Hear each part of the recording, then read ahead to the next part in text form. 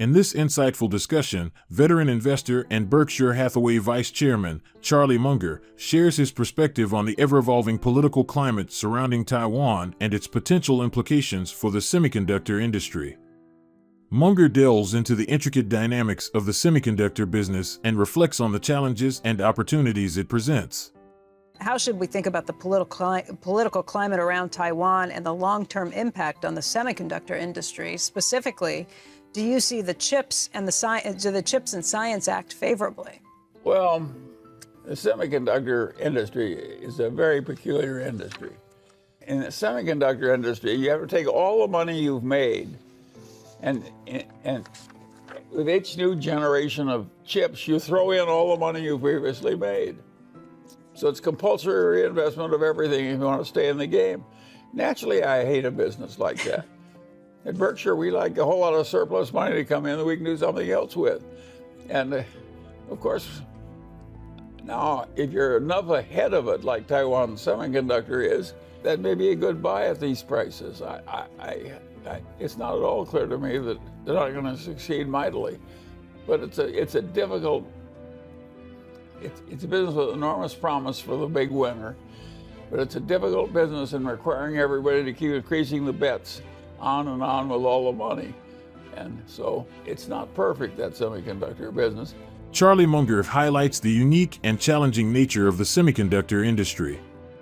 He emphasizes that staying competitive in this industry requires continuous and substantial investment in research and development, essentially reinvesting all the profits from previous generations of chips.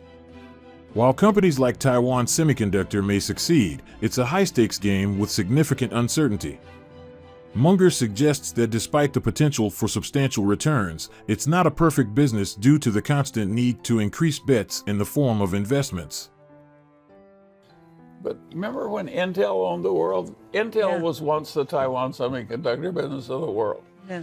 They invented the damn business, and they dominated it for decades. It's not clear to me that Intel's going to have a very decent semiconductor business, getting as far behind as they are now. My answer is it's not so damn foolproof as it looked.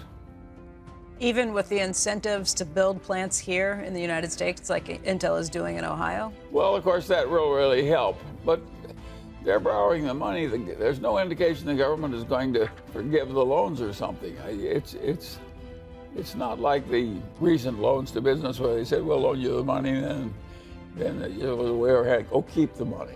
The government is not planning to do that with these new semiconductor loans. And so it's not a field where I feel I have a lot of expertise. What the hell do I know about semiconductors? Do you worry about any conditions that the government would put on companies that end up using any of that money, with semiconductors or anything else?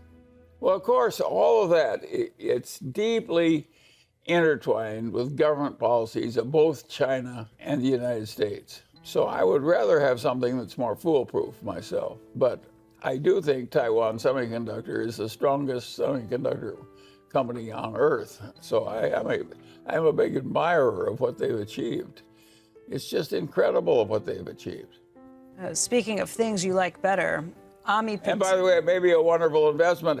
The fact that I don't like it because I'm an old man and I don't like learning new tricks, that doesn't mean it isn't right for some younger person that understands it better than I do. As Munger candidly assesses the complexities of the semiconductor industry, he emphasizes the remarkable achievements of Taiwan Semiconductor, even as he admits his personal reservations. While government policies and conditions remain integral, Munger's admiration for Taiwan Semiconductor's strength in the field serves as a testament to the ongoing transformation of the global semiconductor landscape.